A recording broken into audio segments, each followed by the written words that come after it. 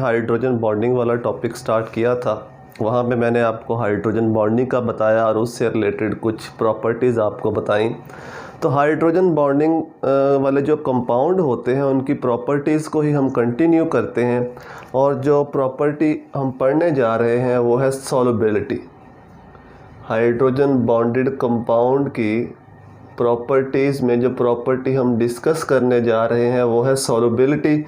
इस सॉल्युबिलिटी में हम 3 किस्म के जो डिफरेंट ग्रुप्स हैं उनको कंपेयर करेंगे। उसमें ए नंबर पे हम अल्कोहल्स देखेंगे कि वाटर में हल होती हैं या नहीं होती।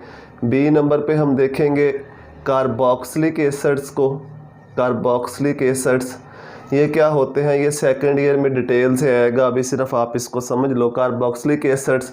और थर्ड नंबर पे हम देखेंगे अल्केन्स के बारे में आपको पता ही होगा। तो इनकी सॉल्युबिलिटी को हम कंपेयर करेंगे कि ये वाटर में हल होते हैं या नहीं होते, अगर होते हैं तो किस वजह से होते हैं। सॉल्युबिलिटी का रूल याद रखना है जो कि आप पढ़ते भी आए हैं। सॉल्युबिलिटी का रूल होता है लाइक डिज़ोल्व लाइक। जो पोलर सॉल्वेंट होगा वो पोलर सॉल्यूट को हल करेगा, जो नॉन पोलर सॉल्वेंट होगा वो नॉन पोलर को, इसको लाइक डिज़ोल्व लाइक कहते हैं। इस तरह से अगर 2 कंपाउंड्स आपस में हाइड्रोजन बॉन्डिंग कर सकते हैं तो वो भी एक दूसरे में हल हो जाएंगे हाइड्रोजन बॉन्डिंग की वजह से। अगर हम अल्कोहल्स की बात करें, अल्कोहल्स का जनरल फार्मूला होता है ROH। इसको हाइड्रोक्सल ग्रुप कहते हैं, ये वाला ग्रुप इसको कहा जाता है हाइड्रोक्सल ग्रुप। और जो R है ये अल्काइल चेन है, इस R को हम कहते हैं अल्काइल चेन। ये टर्म्स मैं आपको बता देता हूँ ताकि समझने में आपको डिफ़िकल्टी ना हो। ये अल्काइल चेन यानी कार्बन चेन होते हैं, इसके साथ हाइड्रोक्सल ग्रुप लगा होता है। फॉर एग्जांपल अल्कोहल हो सकती है CH3OH, ये अल्काइल ग्रुप है। इस तरह से C2H5OH, ये भी अल्काइल ग्रुप है। कार्बन एटम बढ़ते जाएंगे तो अल्काइल ग्रुप जो अल्काइल चेन है वो उसकी जो लेंथ है वो बढ़ती जाती है। तो ये जो स्मॉलर अल्कोहल्स होती हैं कार्बन 3, 4, 5 तक, ये स्मॉलर अल्कोहल्स ये वाटर के अंदर कम्प्लीटली सॉल्युबल होती हैं, कम्प्लीटली मिसिबल होती हैं। क्यों मिसिबल होती हैं? क्योंकि ये वाटर के साथ हाइड्रोजन बॉन्ड बना सकती हैं। जो स्मॉलर अल्कोहल्स का मतलब जिनमें कार्बन एटम की तादाद कम है। Smaller alcohols are completely soluble, वो वाटर के अंदर क्या होती हैं, कम्प्लीटली सॉल्युबल होती हैं, क्योंकि वो वाटर के साथ बहुत स्ट्रॉन्ग हाइड्रोजन बॉन्ड बना सकती हैं। लेकिन जैसे जैसे कार्बन एटम की तादाद बढ़ती जाती है, जो हाइड्रोजन बॉन्ड बनता है उसकी स्ट्रेंथ वीक होती जाती है कार्बन एटम की तादाद बढ़ने से। इसलिए सॉल्युबिलिटी डिक्रीज़ हो जाएगी जब नंबर ऑफ़ कार्बन एटम बढ़ेंगे। तो इसमें एक बहुत इंपॉर्टेंट शॉर्ट क्वेश्चन भी है, इसको हम कहते हैं एथानॉल। ये वाली जो अल्कोहल है इसको क्या कहा जाता है, एथानॉल। तो ये क्वेश्चन है कि why ethanol and water mixes with each other in all proportions, यानी वाटर और एथानॉल जो है उसको किसी भी तनासब में हम मिक्स कर दें तो वो हल हो जाते हैं एक दूसरे के अंदर। क्यों हल होते हैं? तो सिंपल सा आंसर है, इसको हम कहेंगे कि water and ethanol can form hydrogen bond with each other. जो वाटर और एथानॉल है वो एक दूसरे के साथ हाइड्रोजन बॉन्ड बना सकते हैं, इसी वजह से ये कम्प्लीटली सॉल्युबल होते हैं। तो इसको हम शो भी कर सकते हैं वाटर और एथानॉल के हाइड्रोजन बॉन्ड को, C2H5OH। वाटर के साथ इसका बॉन्ड हमने शो करना है, तो वाटर के साथ इसकी बॉन्डिंग इस तरह से हाइड्रोजन बॉन्ड, ये वाटर मॉलिक्यूल है तो वाटर इसके साथ हाइड्रोजन बॉन्ड बनाने का कैपेबल होता है। इसीलिए चूँकि हाइड्रोजन बॉन्ड बन जाता है, इसीलिए जो एथानॉल है वो वाटर के अंदर हर प्रोपोर्शन में हल हो जाती है। याद रखना है, नंबर ऑफ़ कार्बन आइटम्स बढ़ेंगे तो जो सॉल्युबिलिटी होगी वो डिक्रीज़ होती जाएगी, क्योंकि सॉल्युबिलिटी जो बॉन्डिंग है, क्योंकि नंबर ऑफ़ कार्बन आइटम्स के बढ़ने से क्या होता है कि जो हाइड्रोजन बॉन्डिंग है वो वीक हो जाती है। इस तरह से अब हम कंपेयर कर लेते हैं कार्बोक्सिलिक एसिड्स को। कार्बोक्सिलिक एसिड्स होते हैं RC⋯OH। ये वाला जो ग्रुप है इसको हम कहते हैं कार्बोक्साइल ग्रुप।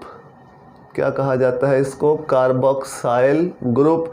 और R का मैंने आपको पीछे बताया हुआ है कि ये जो R होती है ये अल्काइल चेन होती है। फॉर एग्ज़ाम्पल यहाँ पे हम इसको ऐसे लिख सकते हैं, C⋯OH। इस तरह से अल्काइल चेन की लेंथ हम बढ़ा सकते हैं, 2 कार्बन आ जाएंगे तो लेंथ बढ़ जाएगी, 3 कार्बन आ जाएंगे तो लेंथ और बढ़ जाएगी। जितने भी स्मॉलर कार्बोक्सिलिक एसिड हैं जिनमें कार्बन एटम की तादाद कम होती है वो वाटर के अंदर सॉल्युबल होते हैं, यानी वाटर में हल हो जाते हैं। अगेन क्यों हल हो जाते हैं? Due to hydrogen bonding. यहाँ पे आप देखो जो ऑक्सीजन है वो हाइड्रोजन के साथ अटैच है, वाटर के अंदर भी ऑक्सीजन हाइड्रोजन के साथ अटैच है। तो ये जो कल हमने कंडीशंस पढ़ी थी उन कंडीशंस को ये फुलफिल करते हैं, इसलिए ये वाटर के अंदर हल हो जाते हैं। लेकिन जैसे ही इस चेन की लेंथ बढ़ेगी, चेन की लेंथ इंक्रीज होगी, ये जो बनने वाला हाइड्रोजन बॉन्ड है वो वीक होता जाएगा, तो सॉल्युबिलिटी भी कम होती जाएगी। और लास्ट में अगर हम बात करें अल्केन्स की, तो अल्केन्स जो होते हैं वो वाटर में सॉल्युबल नहीं होते। अल्केन्स क्या होते हैं? इनसॉल्युबल, वो वाटर में हल नहीं होते, क्योंकि अल्केन्स जो है वो वाटर के साथ हाइड्रोजन बॉन्ड नहीं बना सकते। अल्केन्स का वाटर के साथ हाइड्रोजन बॉन्ड नहीं बनता। जिस तरह पेट्रोल है, पेट्रोल अल्केन होता है, मिट्टी का तेल है अल्केन होते हैं, ये वाटर में हल नहीं होते क्योंकि वाटर पोलर होता है। और जो अल्केन्स होते हैं ये क्या होते हैं? ये नॉन पोलर। तो नॉन पोलर नेचर होने की वजह से ये वाटर के अंदर डिज़ोल्व नहीं होते। सॉल्युबिलिटी का रूल है लाइक डिज़ोल्व। लाइक इस रूल को याद रखना है तो आपको सॉल्युबिलिटी का कंसेप्ट जो है वो आराम से समझ में आ जाएगा। इसके बाद अगर सॉल्युबिलिटी के बाद अगर हम बात करें cleansing action of soap, cleansing action of soap, जो ये साबुन वगैरह हम इस्तेमाल करते हैं कपड़ों को धोने के लिए, उसका जो सफाई का अमल है, जो कपड़ों को वो साफ़ करता है, कपड़ों से डर्ट, ग्रीस, ऑयल वगैरह को साफ़ करता है, वो भी हाइड्रोजन बॉन्डिंग की वजह से ही पॉसिबल होता है। क्यों ऐसा होता है? ये जो सोप्स वगैरह होते हैं, डिटर्जेंट वगैरह होते हैं, ये कार्बन की लंबी लंबी चेन्स पर मुश्तमिल होते हैं। इस तरह से लंबी लंबी, सिर्फ समझाने के लिए एग्जैक्ट नहीं मैं बना रहा, और एंड पे इसके ग्रुप होता है, इस तरह से ग्रुप होता है। ये जो लंबी चेन्स होती हैं ये वाली, इनको हम कहते हैं हाइड्रोफोबिक। ये क्या है? हाइड्रोफोबिक, मतलब ये पानी के अंदर सॉल्युबल नहीं होती। जो चेन है कार्बन चेन, यहाँ पे मैंने आपको बताया कि जो अल्काइल्स होते हैं वो वाटर के अंदर सॉल्युबल नहीं होते, वाटर इसके लिए अट्रैक्शन शो नहीं करता। लेकिन ये वाला जो एंड है इसको हम कहते हैं हाइड्रोफिलिक एंड। हाइड्रोफिलिक एंड यानी ये वाटर के लिए अट्रैक्शन शो करता है। तो जैसे ही हम सोप्स को वाटर में डिज़ोल्व करते हैं, जो वाटर के मॉलिक्यूल हैं इसको सराउंड कर लेते हैं। जो हाइड्रोफिलिक एंड होता है, वाटर के मॉलिक्यूल इसको सराउंड कर लेते हैं हाइड्रोजन बॉन्डिंग की वजह से। ये वाला जो एंड है इसको वाटर के मॉलिक्यूल सराउंड नहीं करते। इस एंड को हम कहते हैं ऑयल और डर्ट सॉल्युबल। ऑयल और डर्ट सॉल्युबल, मतलब जो डर्ट वगैरह होती है, जो ऑयल वगैरह होता है, वो इसके साथ अटैच होता है, इस एंड के साथ, जिसको हम क्या कहते हैं? Hydrophobic and. तो सोप्स का जो क्लींजिंग एक्शन होता है, सफाई का अमल होता है, वो हाइड्रोजन बॉन्डिंग की वजह से ही पॉसिबल है, क्योंकि जब हम उसको वाटर में डिज़ोल्व करते हैं, जो उसका हाइड्रोफिलिक एंड होता है उसको वाटर के मॉलिक्यूल सराउंड कर लेते हैं, घेर लेते हैं। जो हाइड्रोफोबिक एंड है वो बाहर रहता है, वो ऑयल सॉल्युबल होता है। जो कपड़ों के ऊपर ग्रीस, ऑयल वगैरह लगा होता है, ये उसके साथ इंटरेक्शन करता है और उस ऑयल को अपने साथ मिला लेता है। तो वो ऑयल जो है वो इसके साथ अटैच हो जाता है, ऑयल इसके साथ कपड़ों से उतर के इसके साथ अटैच हो जाता है। तो इस तरह से जो क्लींजिंग एक्शन है वो पॉसिबल होता है। इसी से रिलेटेड एक और बहुत इम्पॉर्टेंट है, वो है importance in biological compound. Hydrogen bonding in biological compounds. In biological compounds, biological compounds मतलब वो कंपाउंड्स जो ज़िंदा चीज़ों के अंदर पाए जाते हैं उनको बायोलॉजिकल कंपाउंड्स कहते हैं। उसमें बहुत से होते हैं, कार्ब्स होते हैं, उसमें प्रोटीन्स होते हैं, लिपिड्स होते हैं, डीएनए, आरएनए वगैरह। लेकिन यहाँ पे हम बात करने वाले हैं प्रोटीन की और डीएनए की। जो प्रोटीन के डिफरेंट स्ट्रक्चर हैं, प्राइमरी के अलावा सेकेंडरी स्ट्रक्चर होता है, टर्शरी होता है। इस तरह डीएनए की जो क्वाइलिंग होती है, जो 2 चेन्स आपस में क्वाइल्ड होती हैं, उनकी जो स्टेबिलिटी की वजह है वो हाइड्रोजन बॉन्डिंग है। अगर हाइड्रोजन बॉन्डिंग ना होती तो प्रोटीन के सेकेंडरी टर्शरी स्ट्रक्चर जो है वो स्टेबल ना होते। इस तरह से डीएनए की जो क्वाइलिंग है, जो 2 चेन्स आपस में क्वाइल्ड होती हैं, बल खाती हुई जाती हैं, वो क्वाइलिंग भी पॉसिबल ना होती। तो हम यहाँ पे बात करेंगे प्रोटीन्स के अंदर क्या अहमियत है हाइड्रोजन बॉन्डिंग की, और दूसरा डीएनए को किस तरह से जो हाइड्रोजन बॉन्डिंग है वो स्टेबलाइज करती है। हमारे जो हेयर्स हैं, जो हमारे नेल्स हैं, इनके अंदर केराटिन प्रोटीन पाई जाती है। इस तरह से जो हमारी बोन्स और मसल्स हैं उनके अंदर कोलाजन प्रोटीन होती हैं, और ये सेकेंडरी प्रोटीन्स होती हैं। सेकेंडरी प्रोटीन का दो तरह का स्ट्रक्चर होता है, अल्फ़ा हेलिक्स भी होता है और बीटा हेलिक्स, यानी राइट हैंडेड भी होता है, लेफ़्ट हैंडेड भी होता है। यहाँ पे हम राइट हैंडेड स्ट्रक्चर की बात करेंगे। इस तरह से चेन्स बनती हैं जिसको हम हेलिक्स कहते हैं, स्पाइरल चेन्स होती हैं। वो स्पाइरल चेन्स आपस में अटैच होती हैं हाइड्रोजन बॉन्डिंग के ज़रिए। अगर हाइड्रोजन बॉन्डिंग ना हो तो उन स्पाइरल चेन्स की जो स्टेबिलिटी है वो पॉसिबल नहीं है। प्रोटीन्स बनती कैसे हैं? By combination of amino acid. Amino acids के बहुत से यूनिट, लाखों की तादाद में जब अमाइनो एसिड के यूनिट्स आपस में मिलते हैं तो उनके कम्बिनेशन से प्रोटीन बनती हैं। अमाइनो एसिड का जनरल फार्मूला क्या होता है? इस तरह उसको लिख सकते हैं, कार्बन, यहाँ पे 2 हाइड्रोजन लगा दो या कोई से भी 2 ग्रुप होंगे और एक साइड पे ये वाला ग्रुप होगा कार्बोक्साइल ग्रुप। इस तरह का जनरल फार्मूला होता है अमाइनो एसिड का। तो इस तरह के बहुत से यूनिट, लाखों की तादाद में जब यूनिट्स मिलते हैं तो प्रोटीन बनती है। एक बिल्कुल लीनियर स्ट्रक्चर होता है जिसको हम प्राइमरी स्ट्रक्चर कहते हैं। फिर उसके बाद सेकेंडरी स्ट्रक्चर आता है, उसमें वो लीनियर स्ट्रक्चर कॉइल्स की फॉर्म में एक दूसरे के साथ लिपटता है। उस लिपटने की वजह ये हाइड्रोजन बॉन्डिंग होती है। तो आइए देखते हैं कि वो हाइड्रोजन बॉन्डिंग जो है वो किस तरह से होती है। इसके अंदर ये कार्बन डबल बॉन्ड ऑक्सीजन ये इस तरह से वर्टिकल होते हैं, कार्बन डबल बॉन्ड ऑक्सीजन, इसके बाद फिर नाइट्रोजन, फिर कार्बन डबल बॉन्ड ऑक्सीजन। इस कार्बन डबल बॉन्ड ऑक्सीजन के नीचे नाइट्रोजन होगी, ये वाली नाइट्रोजन, ये वाली जिसके साथ हाइड्रोजन है, ये वर्टिकल होते हैं एक दूसरे के आमने सामने, क्योंकि इनके दरमियान ही हाइड्रोजन बनना है। तो 2 मैंने ये चेन्स शो की है स्पाइरल की। तो इस तरह से ये आपस में हाइड्रोजन बॉन्ड बनाते हैं, ये ऑक्सीजन इस हाइड्रोजन के साथ और ये हाइड्रोजन इस ऑक्सीजन के साथ। तो इनकी आपस में हाइड्रोजन बॉन्डिंग होती है। इस चेन को भी मैं कंप्लीट कर देता हूँ। यहाँ पे आएगा C डबल बॉन्ड O, यहाँ पे फिर कार्बन और यहाँ पे फिर नाइट्रोजन।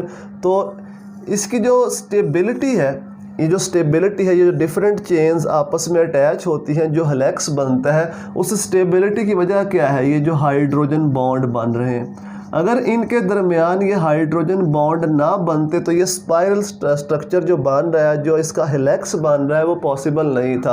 अगर ये ना हो, ये टूट जाए तो ये ओपन हो जाएंगे, स्ट्रेट चेन में कन्वर्ट हो जाएंगे, प्राइमरी स्ट्रक्चर बन जाएगा, सेकेंडरी और टर्शियरी स्ट्रक्चर पॉसिबल नहीं होगा।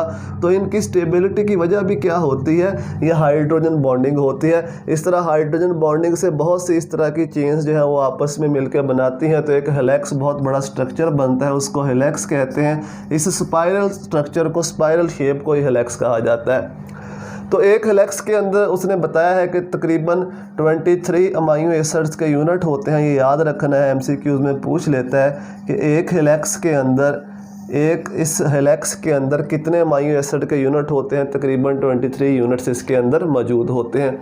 तो जो स्टेबिलिटी है प्रोटीन्स की स्ट्रक्चर की, वो किस वजह से है? वो हाइड्रोजन बॉन्डिंग की वजह से। इस तरह से अगर हम DNA की बात करें तो DNA में हमें पता है 2 स्ट्रैंड्स होते हैं, 2 चेन्स होती हैं जो कि आपस में कॉइल्ड होती हैं। इस तरह से सपोज ये एक चेन है, इसके साथ कॉइलिंग होगी दूसरी चेन की, इस तरह से कॉइलिंग होगी, और इन दोनों चेन्स के ऊपर नाइट्रोजनस बेसिस होती हैं। नाइट्रोजनस बेसिस जिनको हम कहते हैं एडिनिन होती है, इसके बाद गोवानीन होती है, गोवानीन के बाद थायामीन होती है, थायामीन के बाद इसके अंदर होती है साइटोसिन भी होती है। ये 4 नाइट्रोजनस बेसिस होती हैं। इनको हम ए से रिप्रेजेंट करते हैं, इसको G से रिप्रेजेंट करते हैं, इसको T से और इसको C से। ये जो इसकी बैकबोन है, ये जो चेन्स हैं, इसको बैकबोन कहते हैं। इसको बैकबोन कहा जाता है। ये बैकबोन जो इसकी बनती है वो बनती है शुगर फॉस्फेट से, यानी इसके अंदर शुगर मौजूद होती है और इसके अंदर फॉस्फेट ग्रुप मौजूद होता है। इसको शुगर फॉस्फेट बैकबोन कहते हैं। अब इस बैकबोन के ऊपर ये डिफरेंट बेसिस लगी होती हैं जिनको हम नाइट्रोजनस बेसिस कहते हैं। नाइट्रोजनस बेसिस, क्योंकि ये नाइट्रोजन पर मुश्तमिल होती हैं इसलिए इनको नाइट्रोजनस बेसिस कहा जाता है। अब बेसिस ये कैसे इसके ऊपर अटैच होती हैं? एडिनिन के सामने होगी थायामीन, इस तरह से गोवानीन के सामने होगी साइटोसिन, जहाँ पे एडिनिन आएगी एडिनिन के सामने थायामीन, जहाँ पे गोवानीन आएगी गोवानीन के सामने साइटोसिन। एडिनिन और थायामीन के दरमियान 2 हाइड्रोजन बॉन्ड बनते हैं, उस तरह 2 लाइनों से इसको शो करते हैं। गोवानीन और साइटोसिन के दरमियान 3 हाइड्रोजन बॉन्ड बनते हैं, तो इसको इस तरह 3 डॉटेड लाइनों से शो करते हैं। जहाँ पे भी एडिनिन थायामीन आएगी 2 हाइड्रोजन बॉन्ड, गोवानीन साइटोसिन आएगी तो 3 हाइड्रोजन बॉन्ड बनेंगे। तो इस हाइड्रोजन बॉन्ड की वजह से ही ये चेन्स आपस में जुड़ी हुई हैं। ये जो स्पाइरल बन रहा है, जो हेलेक्स बन रहा है, ये किस वजह से बन रहा है? ये हाइड्रोजन बॉन्ड की वजह से। अगर ये ना हो तो ये चेन्स खुल जाएंगे, इस तरह से स्पाइरल ना बने और डीएनए का जो स्ट्रक्चर है उसकी स्टेबिलिटी भी पॉसिबल ना हो। तो डीएनए के स्ट्रक्चर की जो स्टेबिलिटी है, जो इसकी वजह है इस तरह हेलेक्स बनने की, जो 2 चेन्स आपस में कॉइल होती हैं, वो किस वजह से होती हैं? वो इन नाइट्रोजनस बेसिस के दरमियान हाइड्रोजन बॉन्डिंग की वजह से। अगर हाइड्रोजन बॉन्डिंग नहीं होगी तो इस तरह का हेलेक्स या इस तरह की स्पाइरल शेप भी इसकी पॉसिबल नहीं होगी। तो यही कुछ बातें थी कि सॉल्युबिलिटी का क्या रूल होता है, कौन से कंपाउंड कैसे सॉल्युबल होते हैं। उसके बाद फिर हमने बात की कि बायोलॉजिकल कंपाउंड्स के अंदर क्या अहमियत है। फिर मैंने आपको बताया कि जो सोप्स का क्लिनजिंग एक्शन है वो किस तरह से होता है, किस तरह वो वर्क करता है। उम्मीद है ये आपको डिस्कशन पसंद आई होगी। अगर ये आपको वीडियोस हेल्पफुल लगती हैं तो अपने दोस्तों के साथ शेयर करें, उनको बताएं ताकि वो भी यहाँ से हेल्प ले सके। दुआ में याद रखिएगा। अल्लाह हाफिज़।